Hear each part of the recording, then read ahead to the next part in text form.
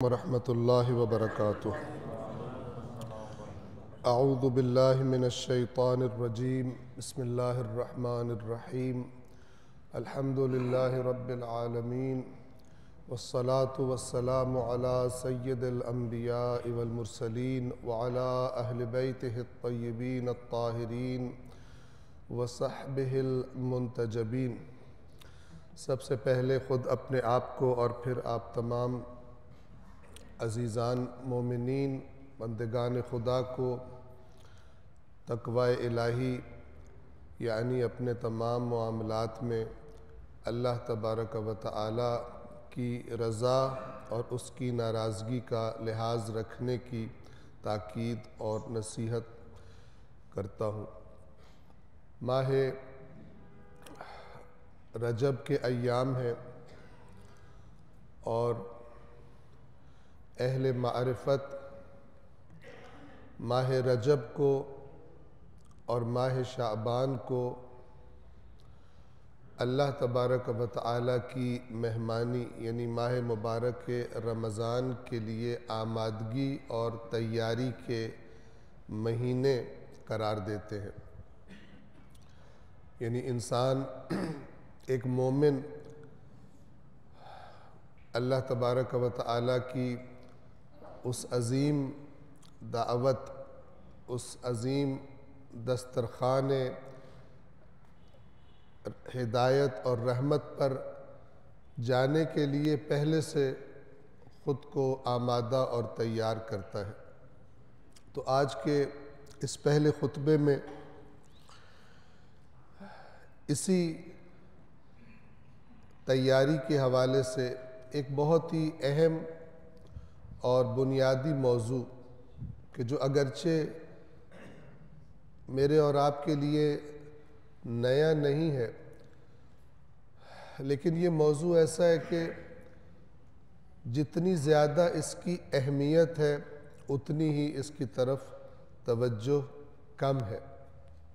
حالانکہ جب تک اس موضوع کے حوالے سے ہمارے اندر مجموعی طور پر جو کمی اور نقص پایا جاتا ہے، جب تک ہم اسے دور نہ کریں اس وقت تک ہم حقیقت میں اللہ تعالیٰ کے رسول صلی اللہ علیہ وآلہ وسلم کی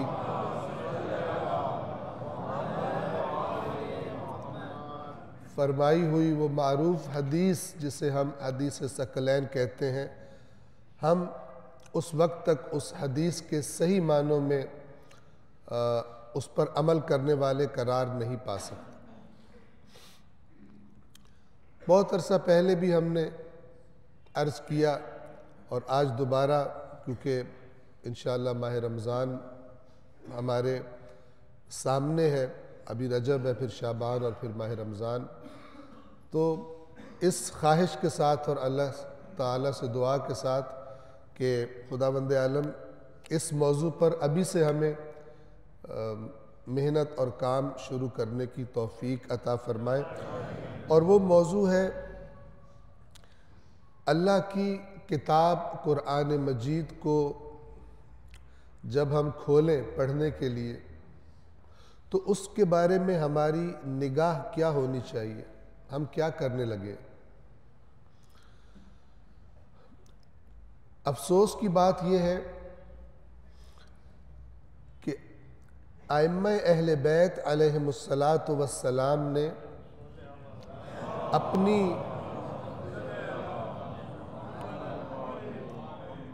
اپنی احادیث میں حتیٰ کہ اپنی دعاؤں میں قرآن مجید کو کس طرح پڑھا جائے اس کا تفصیل سے طریقہ بتایا، لیکن ہمارے یہاں وہ طریقہ بالکل بھی رائج نہیں ہے۔ قرآن کریم کی جو محافل عام طور پر ہوتی ہیں، آپ دیکھتے ہیں جب کوئی شخص فوت ہو جاتا ہے اس کے لیے قرآن مجید ختم کیا جا رہا ہوتا ہے، وہاں بھی اس طرح نہیں پڑھا جاتا جس طرح ائمہ اہل بیت نے تربیت فرمائی ہے، رہنمائی فرمائی ہے قرآن کے پڑھنے کی. اور یہ بات یاد رکھیں کہ ائمہ اہل بیت کی دی ہوئی رہنمائی بالکل وہی ہے جس چیز کا اللہ نے خود قرآن مجید میں ہم سے مطالبہ کیا. یعنی اللہ تعالیٰ کی بات اور محمد و آل محمد علیہ السلام کی بات میں کوئی فرق نہیں ہے. جس چیز کا اللہ نے قرآن میں مطالبہ فرمایا ہے کہ اس طرح اس کی آیات کو پڑھو، تو کس طرح پڑھا جائے ائمہ نے اس کے بارے میں رہنمائی فرمائی ہے.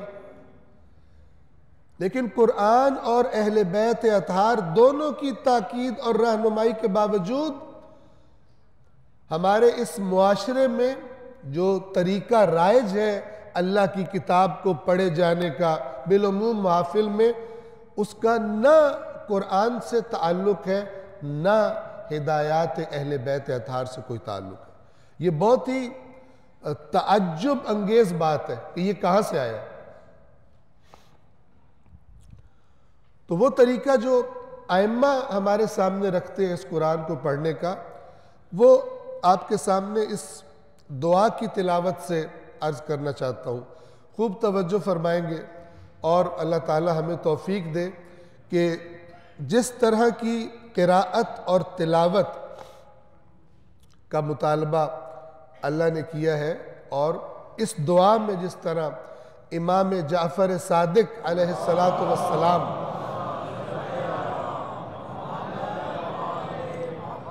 اللہ کی کتاب پڑھنے کے بارے میں اللہ سے سوال کر رہے ہیں کہ اے پروردگار مجھے اس قرآن کو اس طرح پڑھنے کی توفیق دے. اور کون سی قرات ہے جس کے بارے میں فرما رہے کہ میری قرات کو ایسی قرات اے پروردگار نہ بنانا. توجہ فرمائیں گے.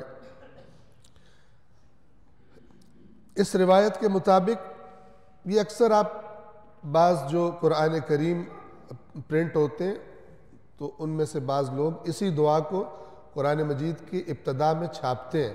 یہ دعا پڑھ کر، تو عجیب بات یہ ہے کہ جس طرح قرآن بغیر سمجھے پڑھا جاتا ہے، یہ دعا بھی بغیر سمجھے پڑھ کے آگے چل پڑتے ہیں. اور ہمیں اپنے آپ کو آمادہ کرنا چاہیے قیامت کے دن اللہ کی بارگاہ میں اس سوال کا جواب دینے کے لیے کہ تم لوگ بہت دنیا میں، مثلا تم سکولوں میں گئے، کالجز میں گئے، یونیورسٹیز میں، تو بہت ساری کتابیں تم نے پڑھی، تو ان تمام کتابوں میں سے کوئی ایک کتاب ایسی بتاؤ جس کو تم اس طرح پڑھتے تھے جس طرح تم میری کتاب کو پڑھتے تھے بغیر سمجھے. کوئی ایک کتاب بتاؤ. تو کوئی بندہ اللہ کی بارگاہ میں کسی دوسری کتاب کا نام نہیں لے سکے گا. جس کتاب کو بھی اس کے حوالے میں لکھی ہوگی، کسی بھی سبجیکٹ کی کتاب لکھا ہوگا جی بڑی سمجھ کے پڑھی تھی، اس کو سمجھنے کے لیے تو بڑا تردد کیا جاتا تھا. تو پھر اللہ سوال کرے گا میری کتاب میں اتنی بے فائدہ باتیں تھیں کہ تمہارے دل میں شوق اور رغبت نہیں تھی کہ میں جانوں اس کے اندر کیا لکھا ہوا. تو امام جب قرآن مجید کو پڑھنے کے لیے کھولتے تو امام کے الفاظ کیا ہوتے تھے؟ بسم اللہ الرحمن الرحیم. اللہم انی اشہد ان ھذا کتابک المنزل من عندک علی رسولک محمد. اے اللہ میں گواہی دیتا ہوں. یہ جب کہا جاتا ہے میں گواہی دیتا ہوں، یعنی میرا پورا باور اور ایمان اس بات پر ہے جو میں کہنے جا رہا ہوں کہ یہی حق ہے. میں گواہی دیتا ہوں کہ یہ تیری کتاب ہے جو تیرے پاس سے نازل ہوئی ہے تیرے رسول محمد صلی اللہ علیہ وآلہ وسلم پر.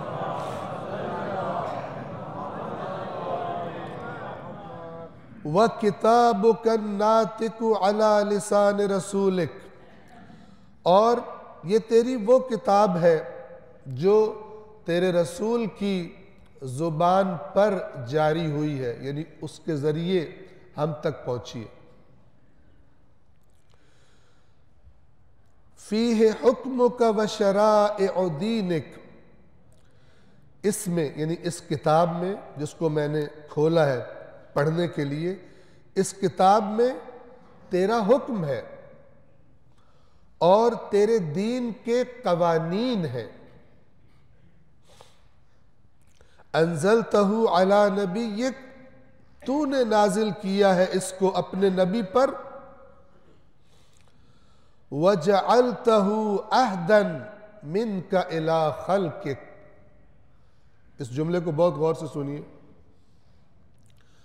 تو نے اسے نازل کیا ہے اپنے نبی پر، اور اے اللہ تو نے اسے قرار دیا ہے ایک عہد نامہ اپنی طرف سے اپنی مخلوق کے لیے۔ یعنی قرآن کریم کا کیا تعارف کروایا جا رہا ہے ان الفاظ میں کہ یہ کتاب جسے کھول کر میں پڑھنے لگا ہوں، اے پروردگار یہ تیری طرف سے ایک عہد نامہ ہے تیری مخلوق کی طرف۔ کیا مطلب؟ یعنی اللہ اور مخلوق کے درمیان ایک عہد نامہ، ایک ایگریمنٹ، ایک معاہدہ۔ معاہدے میں بالعموم دو فریق ہوتے ہیں، فریق اول، فریق دوم۔ فریق اول یہ کرے گا تو فریق دوم یہ کرے گا۔ اسی طرح اس عہد نامے میں جس کا نام قرآن ہے، ایک فریق اللہ ہے اور ایک فریق اس کی مخلوق ہے۔ اللہ نے کچھ تقاضے کیے ہیں اپنی مخلوق سے اور فرمایا کہ اگر تم یہ تقاضے پورے کرو گے تو میں تمہیں یہ عطا کروں گا، اور اگر نہیں کرو گے تو پھر اس کا نتیجہ یہ نکلے گا۔ یہ ایک عہد نامہ ہے، اور تو نے اسے ایک عہد نامہ قرار دیا ہے اپنی طرف سے اپنی مخلوق کے لیے۔ وَحَبْلًا مُتَّصِلًا فِي مَا بَيْنَكَ وَبَيْنَ عِبَادِكَ، اور ایک ایسی رسی قرار دیا ہے اس قرآن کو کہ جس رسی نے تیرے اور تیرے بندوں کے درمیان تمام معاملات کو جوڑا ہوا ہے۔ یعنی اگر یہ رسی نہ ہو تو بندے کے معاملات اللہ سے ڈسکنیکٹ ہو جائیں گے، منقطع ہو جائیں گے۔ تو نے ایک ایسی رسی قرار دیا ہے اس قرآن کو کہ جس نے تیرے اور تیرے بندوں کے درمیان معاملات کو جوڑا ہوا ہے۔ اللہم انی نشرتک عہدک و کتابک، اے اللہ میں نے کھولا ہے تیرے اس عہد نامے کو اور تیری اس کتاب کو۔ دنیا کا کون سا تاجر ہوگا جو کوئی بہت ہی کسی قیمتی جائیداد کا ایگریمنٹ کرے اور اسے یہ جاننے کا شوق ہی نہ ہو کہ اس میں کیا لکھا گیا؟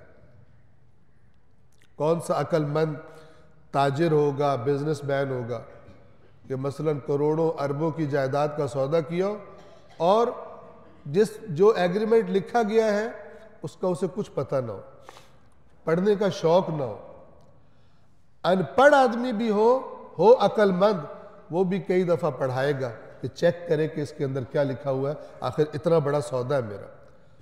لیکن جنت جیسا بڑا سودا، اور خود جس نے عطا کرنی ہے، جس کی بارگاہ میں پیش ہونا ہے، اس کے اپنے کلام میں جو عہد نامہ اس کے اور اس کے بندوں کے درمیان اس نے رکھا ہے، اس کو جاننے کی رغبت کی کیفیت ہم بہرحال ہم میں سے ہر ایک اپنے بارے میں بہتر جانتا ہے۔ اے اللہ میں نے تیرے عہد نامے اور تیری کتاب کو کھولا ہے۔ اللہم فاجعل نظری فیہ عبادتا، اے اللہ اس کتاب میں میرے دیکھنے کو اپنی عبادت قرار دے۔ اب کچھ لوگ کیا کرتے ہیں؟ کہتے ہیں اتنا ہی کافی ہے، بس ہم اس کو دیکھ دیکھ کر عبادت کریں گے۔ جیسے کوئی شخص ہو امام علی علیہ السلام کے زمانے میں، اور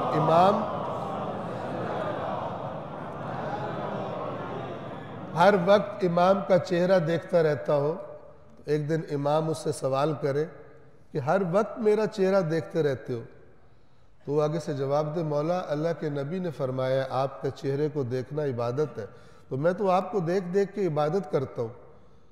تو مولا فرمایا اچھا ٹھیک دیکھو۔ کچھ دن گزرنے کے بعد مولا ممبر پر تشریف لائیں اور خطبہ ارشاد فرمائیں کہ شامی لشکر کے ساتھ جنگ درپیش ہے، تو تم میں سے جو بھی کوئی عذر نہیں رکھتا، شرعی عذر نہیں رکھتا، اس کو میرے ساتھ جہاد پہ جانا ہے۔ اور یہ جو دیکھ دیکھ کر مولا کو ثواب لیتا تھا، مولا کے چہرہ مبارک کو، مولا جب ممبر سے نیچے اترے جہاد کی تاکید کر کے، اور یہ آئے مولا کے پاس اور پھر مولا سے کہے مولا کتنے دنوں بعد آپ صفین سے واپس آئیں گے، میری تو آنکھیں آپ کو ڈھونڈیں گی۔ تو مولا اس سے پوچھیں کہ آپ بیمار ہو؟ نہیں مولا ٹھیک ہوں، کوئی شرعی عذر؟ کوئی عذر نہیں ہے، جنگ سے ڈر لگتا ہے مجھے۔ آپ مجھے بتائیں جو بندہ ہٹا کٹا ہو اور بڑے پیار سے مولا کو دیکھتا ہو، لیکن جب مولا ساتھ چلنے کا حکم دے اس کام کا جس کا دل نہیں کر رہا ہے اس کا، وہ نہ مانے، اب اسے دیکھنے کا ثواب ملے گا؟ آپ کا کیا خیال ہے؟ دیکھا تو ہے نا مولا کو، ثواب نہیں ملے گا، الٹا جرم ہے۔ جب تک کہ یہ دیکھنے کا حکم کیوں دیا گیا؟ تاکہ پتہ چلے کہ مرکز امام کی ذات ہے، وہاں سے جو بات آئے اسے سننا ہے، اس کے مد مقابل کوئی بات آئے اسے نہیں سننا، نہ کہ اپنی پسند کا پیس کاٹ کے رکھ لو اور جو اپنی پسند میں نہ آئے، موڈ نہ بنے، اسے چھوڑ دو۔ یہ دین تھوڑی ہے۔ اب یہاں پر فرمایا اے اللہ اس کتاب میں میرے دیکھنے کو اپنی عبادت قرار دے، لیکن اگلا سٹیپ وَقِرَاءَتِي تَفَكُّرًا، اور میری قراءت کو، میرے اس کتاب کے پڑھنے کو میری فکر میں تبدیل فرما دے، میرا تفکر بنا دے۔ کب بنے گا؟ جب کچھ سمجھ آ رہی ہوگی۔ کب بنے گا پڑھنا؟ فکر میں کب بدلے گا؟ جب سمجھ میں آ رہا ہوگا کہ کیا پڑھ رہا ہوں۔ اور میں نے عرض کیا کہ ہمارے یہاں خدا جانے کیسے رواج ہے نہ سمجھ کر پڑھنے کا۔ غور فرمائے، غور کرنے سے بعض اوقات انسان اپنی زندگی میں تبدیلی اور انقلاب لے آتا ہے، اور اگر غور نہ کرے تو سال ہا سال اسی طرح دیکھا دکھائی لوگوں کی اسی روش پہ چلتا رہتا ہے جس پر اس نے جب آنکھیں کھولی ہوتی ہیں، ہوش سنبھالا ہوتا ہے تو لوگوں کو کرتے پایا ہوتا ہے، سمجھتا ہے یہی صحیح ہے۔ اور قرآن پڑھنے کا بھی یہی معاملہ ہے، دیکھا دکھائی چل رہے ہیں اس طرح جو نہ اللہ نے فرمایا نہ اہل بیت نے فرمایا۔ اور میری قراءت کو تفکر بنا دے اور میری فکر کو اعتبار بنا دے، یعنی میں جب فکر کروں قرآن مجید کو پڑھ کر تو پھر میں عبرت لوں۔ عبرت لینے کا معنی واضح ہے۔ کن باتوں پر اللہ غضبناک ہوا گزشتہ قوموں سے؟ مثلا عبرت لوں، میں نہ کروں۔ کس کام پر اللہ کسی کی تعریف کا فرما رہا ہے، میں وہ کروں، اسے کہتے ہیں عبرت لینا۔ وَاجْعَلْنِي مِمَّنْ أَتَّعِذُ بِبَيَانِ مَوَاعِظِكَ فِيهِ وَأَجْتَنِبُ مَعَاصِيكَ، اور مجھے ان لوگوں میں قرار دے جو اس کتاب میں بیان شدہ تیری نصیحتوں کو قبول کر لیتے ہیں اور پھر تیری نافرمانیوں سے بچتے ہیں۔ یعنی جب وہ دیکھتے ہیں کہ اللہ نے ان کاموں سے منع کیا ہے تو پھر وہ نہیں کرتے، ان میں مجھے قرار دے۔ وَلَا تَتْبَعْ عِنْدَ قِرَاءَتِي كِتَابَكَ عَلَى قَلْبِي وَلَا عَلَى سَمْعِي وَلَا تَجْعَلْ عَلَى بَصَرِي غِشَاوَةً، اور جب میں قرآن کو پڑھ رہا ہوں تو میرے دل پر اور میری سماعت پر مہر نہ لگا دینا۔ مہر لگنے کا مطلب کیا ہے؟ پتہ ہی کچھ نہ چل رہا ہو۔ اور میری آنکھ پر پردہ نہ ڈال دینا کہ آنکھ دیکھ رہی تو ہے لیکن ہے ایسے ہی جیسے کچھ نہیں دیکھ رہی۔ اور یہ سب سے زیادہ اس کتاب کا اس دعا کا یاد رکھنے والا جملہ آپ اس کو ذہن نشین فرمائیے گا۔ امام فرما رہے ہیں وَلَا تَجْعَلْ قِرَاءَتِي قِرَاءَةً لَا تَدَبُّرَ فِيهَا، اور اے اللہ میری قراءت کو یعنی میرے قرآن کے پڑھنے کو ایسی قراءت نہ بنا دینا جس میں کوئی غور و فکر نہ ہو۔ اور اسی کا ہمارا رواج ہے، ایسی قراءت جس میں کوئی غور و فکر نہ ہو۔ امام اللہ سے دعا مانگ رہے ہیں میری قراءت کو ایسا نہ بنانا کہ میں تیری کتاب پڑھ رہا ہوں اور بیچ میں کوئی غور و فکر نہ ہو، میرے ذہن میں کچھ نہ آ رہا ہو۔ دعا مانگ رہے ہیں، جس چیز سے بچنے کی امام دعا مانگ رہے ہیں ہمارے یہاں رواج ہے اس کا۔ تو اس اہم ترین معاملے میں قرآن کے جس سے تمسک، قرآن اور اہل بیت سے تمسک ہم پر لازم قرار دیا گیا ہے، اس کتاب سے کیسے تمسک کرنا ہے وہ طریقہ بھی جس طرح اہل بیت اطہار نے بتایا ہے ہمارے یہاں نہیں پایا جاتا، مگر یہ کوئی خود سے اس کا اہتمام کرتا ہو۔ میں اس لیے یہ پڑھ رہا ہوں تاکہ انشاءاللہ ماہ مبارک رمضان جس کا تعارف ہی اللہ نے قرآن میں یہ کروایا ہے کہ رمضان وہ مہینہ ہے جس میں قرآن نازل ہوا جو لوگوں کے لیے ہدایت ہے، اس کے لیے ہم خود کو آمادہ اور تیار کریں۔ اور میری قراءت کو ایسی قراءت نہ بنانا اے اللہ جس میں کوئی غور و فکر، کوئی تدبر نہ ہو، بل اجعلنی اتدبر آیاتہ و احکامہ آخذا بشرائع دینک، بلکہ مجھے بنا دے اس کی آیات اور اس کے احکام میں غور و فکر کرنے والا اور اس کے تیرے دین کے قوانین کو اس سے حاصل کرنے والا۔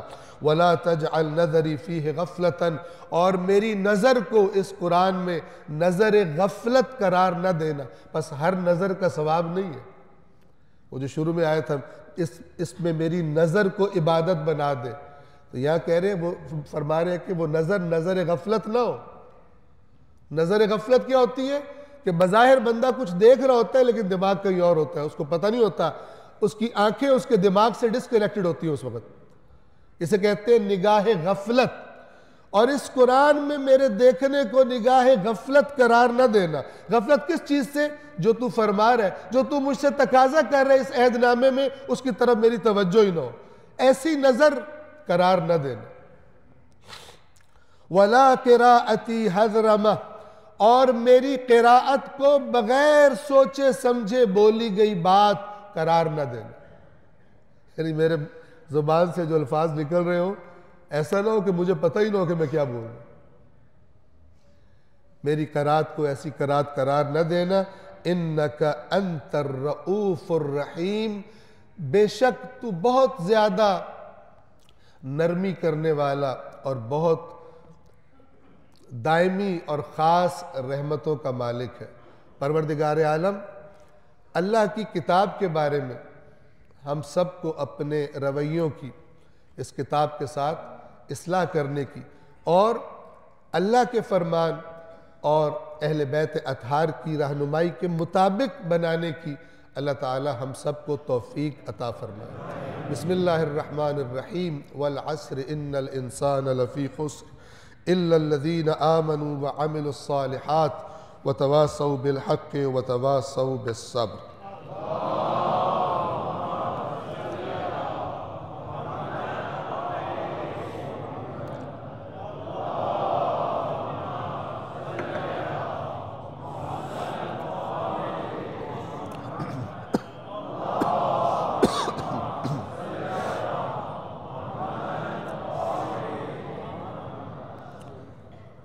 اعوذ باللہ من الشیطان الرجیم۔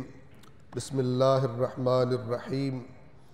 الحمدللہ رب العالمین بارئ الخلائق اجمعین، والصلاة والسلام علی نبیہ وصفیہ وحافظ سرہ ومبلغ رسالاتہ سیدنا ونبینا ابی القاسم محمد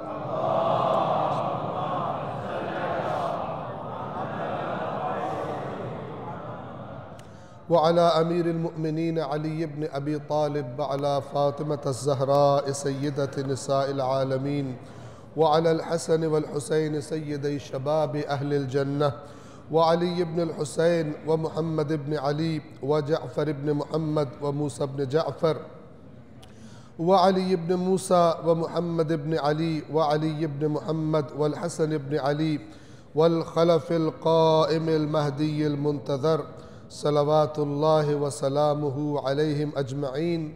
اللهم اغفر للمؤمنين والمؤمنات والمسلمين والمسلمات الأحياء منهم والأموات، تابع بيننا وبينهم بالخيرات إنك مجيب الدعوات إنك على كل شيء قدير. صلوات پڑھیں محمد والے.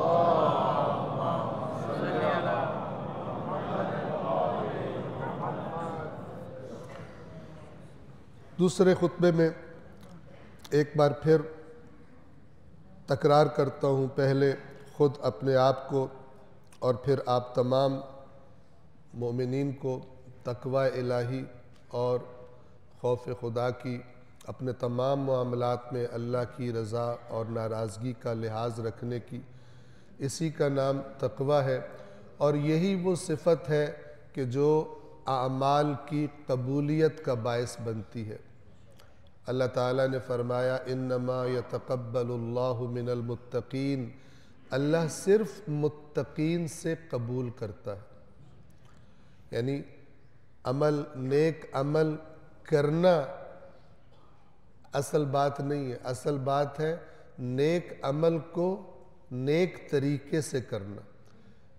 یعنی کوئی نیکی ہم کر رہے ہیں، اس کی بنیاد میں اللہ کی کوئی نافرمانی شامل نہ ہو، یعنی اس کی بنیاد تقوی پر ہو، تب پروردگار عالم اپنی بارگاہ میں قبول فرماتا ہے. اور ائمہ اہل بیت نے اس کی بہت تفصیلی اور بیسیوں رہنمائیاں فرمائی ہیں کہ وہ کام جن کی بنیاد حرام پر ہوتی ہے، مثلا وہ حج، وہ عمرہ، وہ خرچ جو بظاہر اللہ کی راہ میں ہے، لیکن اگر وہ مال حلال مال نہیں ہے تو اس کا کوئی اجر اور ثواب اللہ کی بارگاہ میں نہیں ہے، اس لیے کہ اس کی بنیاد تقوی پر نہیں. پہلے اللہ کی نافرمانی کر کے کما لیا، اور اب بیچ میں تھوڑا سا اللہ کو دے کر اپنا معاملہ سیٹل کرنا چاہتے ہیں.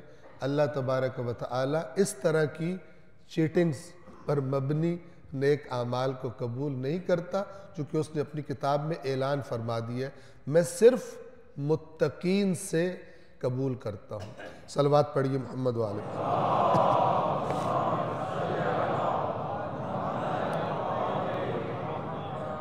بہت سے موضوعات ان ایام میں درپیش ہیں، اور خاص طور پر میں ذکر کروں کہ ابھی حکومتی دعووں کے باوجود اور مختلف حیلوں کے باوجود پارا چنار کا مسئلہ جو کا تو ہے. جو لوگ مربوط ہیں اور خبر رکھتے ہیں تو ان کو معلوم ہوگا کہ ابھی بھی گزشتہ روز بھی ایک امدادی اشیاء پر جو مشتمل کنوائے تھا، اس پر دوبارہ اسی علاقے میں حملہ کیا گیا حکومت کے تمام ترین دعووں کے باوجود، اور جلا دی گئی چیزیں اور مال غنیمت سمجھ کر اس سامان کو لوٹ لیا گیا. خدا جانے اتنی طاقت رکھنے کے باوجود اور اتنے بڑے بڑے دعوے ہونے کے باوجود یہ تھوڑا سا علاقہ، اس میں نظم و ضبط قائم کرنا اور اس میں قانون کی حکمرانی لانا، یہ کیوں ممکن نہیں ہو پا رہا؟ بہرحال اللہ تبارک و تعالی جو اس مسئلے کو حل کرنے کے لیے کوشاں ہیں، پروردگار عالم ان کو اجر عطا فرمائے. اور وہ لوگ، وہ طاقتیں، اندیکھی طاقتیں، نظر نہ آنے والی، جو اس مسئلے کو حل نہیں ہونے دینا چاہتی، اور نتیجے میں عام لوگ متاثر ہو رہے ہیں، بوڑھے، عورتیں، بچے، زندگی کے تمام معاملات ان کے متاثر ہیں، زندگی کی بنیادی ضروریات ان تک نہیں پہنچ پا رہی. جو بھی اس معاملے کے حل نہ ہونے کے پیچھے عناصر ہیں، پروردگار عالم ان کے شر سے اس ملک اور اس قوم کو اور اس علاقے پارا چنار کو نجات عطا فرمائے۔ صلوات پڑھیے محمد و آل محمد۔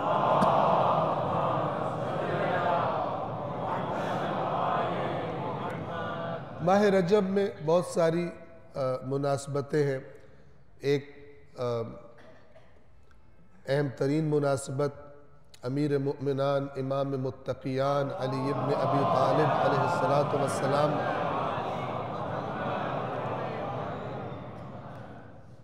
کا میلاد باسعادت پروردگار عالم ان کے حقیقی ماننے والوں میں ہمیں شمار فرمائے۔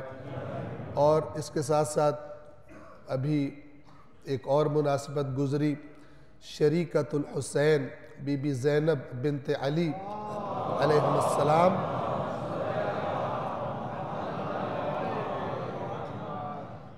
ساری اپنے بھائی کے ساتھ مصیبتیں برداشت کرنے والی، صبر کرنے والی، بھائی کی امانتوں کی حفاظت کرنے والی اور بھائی کے پیغام کو دنیا تک پہنچانے والی اس عظیم بہن، اس عظیم خاتون کا یوم رحلت تھا۔ تو عام طور پر ان ہستیوں کا ذکر زیادہ ہوتا ہے۔ میں ایک حدیث پر ایک اور مناسبت جو گزری ہے امام جواد علیہ السلام کی،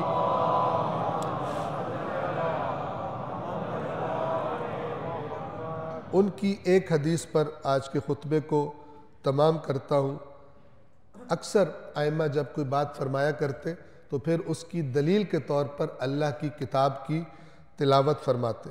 تو اس روایت میں امام فرماتے ہیں کہ جو بھی دوستی، جس دوستی کی بھی بنیاد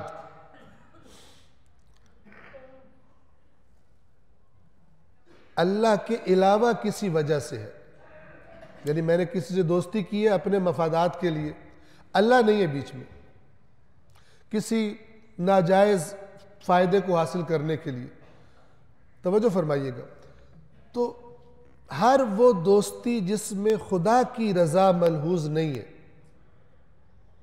اللہ کو مائنس کر کے وہ دوستی کی گئی ہے، اس میں خدا کی رضا کا لحاظ نہیں رکھا گیا، اس کی ناراضگی کا لحاظ نہیں رکھا گیا، تو امام فرماتے ہیں جان لو کہ ہر وہ دوستی ایک دن دشمنی میں بدل کر رہے گی،